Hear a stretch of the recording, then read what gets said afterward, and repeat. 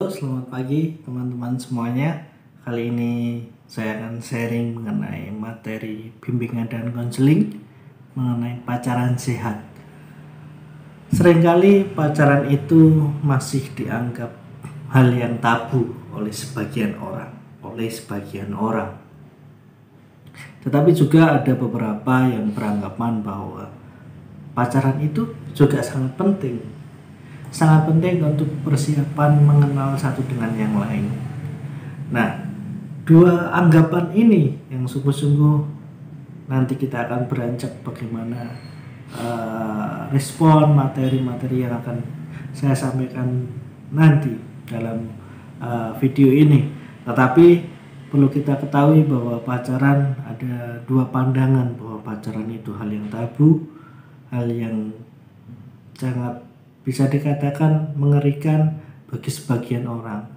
Tetapi pandangan ini sangat kecil sekali.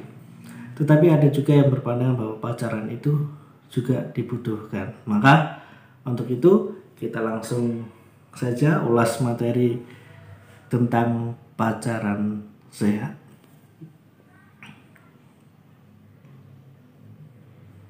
Oke, kita masuk pada apa itu pacaran. Terkadang kita hanya bisa mengatakan si A pacaran dengan si B, Tono pacaran dengan Tini, tetapi tidak mengetahui hakikatnya pacaran itu apa. Kadang disinilah letak dimana kita ingin menjalani relasi tetapi kita tidak tahu apa arti itu pacaran. Maka pacaran adalah proses mengenal dan memahami lawan jenis dan belajar membina hubungan. Oke, sangat jelas ya teman-teman bahwa pacaran adalah proses mengenal dan memahami lawan jenis dan belajar membina hubungan dengan lawan jenis sebagai persiapan sebelum menikah untuk menyatukan perbedaan agar tidak terjadi konflik. Pacaran adalah proses mengenal ya teman-teman, memahami. Tetapi pacaran itu kadangkala setelah masa puber itu sudah berani menjalin relasi dengan lawan jenis. Tetapi pacaran di masa itu mungkin hanya proses status, bisa dikatakan gitu, supaya dikatakan saya punya pacar kan gitu. Supaya di kalangan teman-teman mereka juga bisa saling menerima satu dengan yang lain bahwa kita sama-sama punya pacar. Tetapi beda halnya ketika memang sudah berumur 25 ke atas, misalnya saya ambil umur di atas 25. Itu sudah orientasinya sudah berbeda ketika menjalin relasi, ketika pacaran. Mungkin ketika SMP atau SMA itu pacaran hanya untuk tanda kutip senang-senang saja, hanya untuk sebuah status, hanya untuk ya teman chatting atau teman curhat. Tetapi ketika 25 tahun ke atas atau memang sudah siap untuk menikah, bahwa proses mengenal itu untuk persiapan yang lebih matang supaya nanti ketika sudah menikah itu sudah setidaknya banyak tahu mengenai pribadi pasangannya itu supaya tidak terjadi sebuah konflik. Jadi pacaran adalah proses mengenal, memahami lawan jenis. Tetapi pacaran itu juga memiliki manfaat yang sangat baik. Misalnya ketika kita melihat sisi positifnya ya, bahwa ketika kita membangun relasi dengan lawan jenis pastinya kita juga banyak hal yang diolah, perasaan, pikiran, perbuatan kita. Bagaimana kita juga bersikap sebagai laki-laki, bersikap sebagai perempuan, saling menjaga dan sebagainya.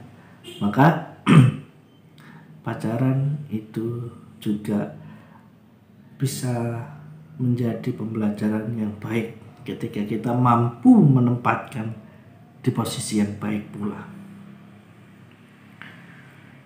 Nah, dalam proses pacaran pasti sebelum menembak misalnya saya tertarik dengan si A, sebelum sampai pada kata pacaran pastinya ada sebuah ketertarikan, ada sebuah rasa yang dinamakan cinta. Nah, apa itu cinta? Cinta merupakan bentuk dari emosi dan perasaan yang dimiliki setiap orang. Setiap kita memiliki makna cinta tergantung pada pengalaman masing-masing. Jadi cinta itu sebenarnya emosi atau perasaan.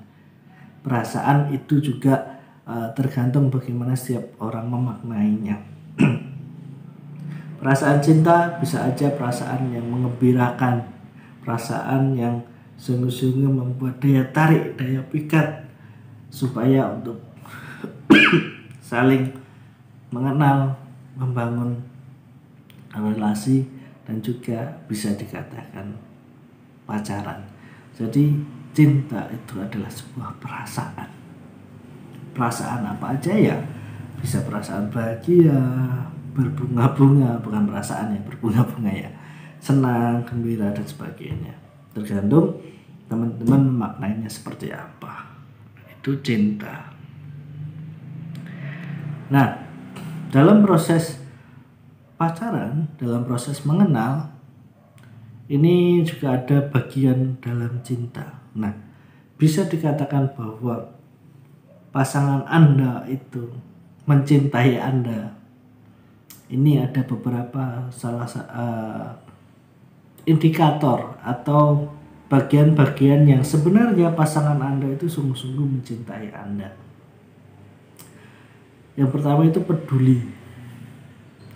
Jika mencintai seseorang, maka kita harus menaruh perhatian serius pada kehidupannya, ya, pada kehidupannya. Jadi ketika memang sungguh-sungguh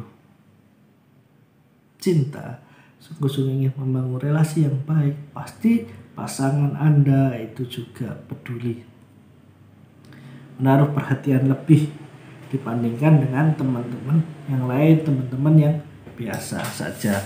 Yang kedua, bertanggung jawab untuk saling memberi kebahagiaan tanpa ada yang dirugikan. Bertanggung jawab untuk saling memberi kebahagiaan, ini sangat penting ya teman-teman. Coba teman-teman juga melihat ketika saat ini sudah punya pacar atau pasangan, juga bisa dilihat apakah peduli, bertanggung jawab itu ada di pasangan Anda. Yang ketiga itu menghormati, bisa memberikan dukungan yang positif satu sama lain. Ingat bahwa pasangan itu juga harus bisa memberi dukungan yang positif pastinya, bukan menghambat, tetapi bisa memberikan hasrat lebih untuk semakin produktif. Yang keempat, pengetahuan diperlukan untuk memahami kepribadian masing-masing, mampu berpegangan pada prinsip-prinsip positif yang bisa menghargai diri sendiri. Jadi sebuah pengetahuan bahwa pasangan saya itu juga pribadi yang baik, pribadi yang santun, bisa bertanggung jawab, menghormati.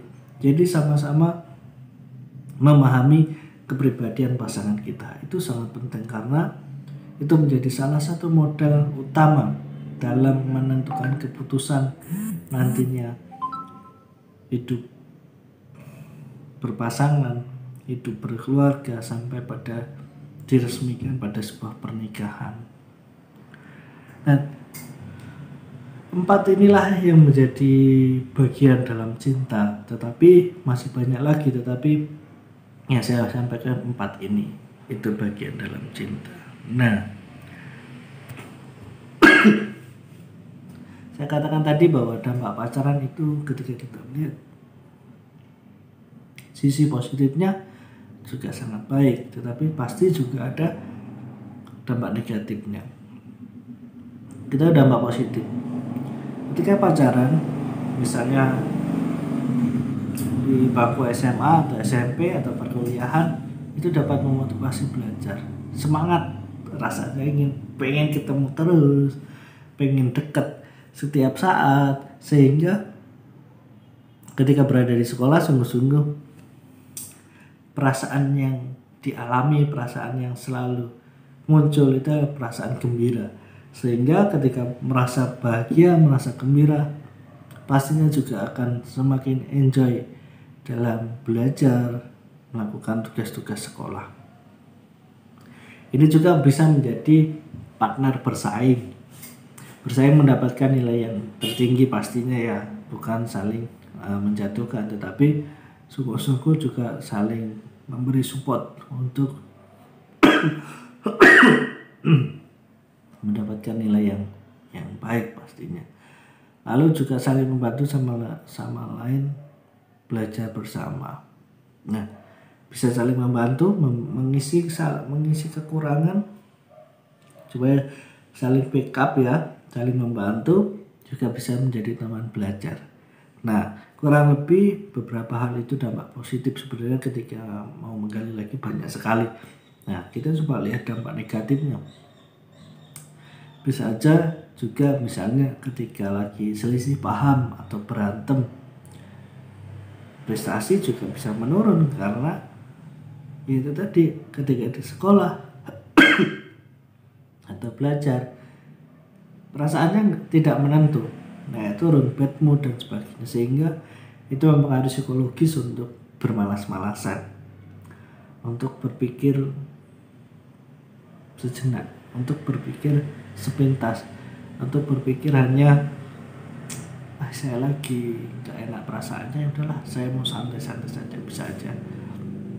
Nah, itu juga bisa terjadi tidak menghargai waktu. Ketika berdua, banyak mengatakan bahwa dunia milik berdua.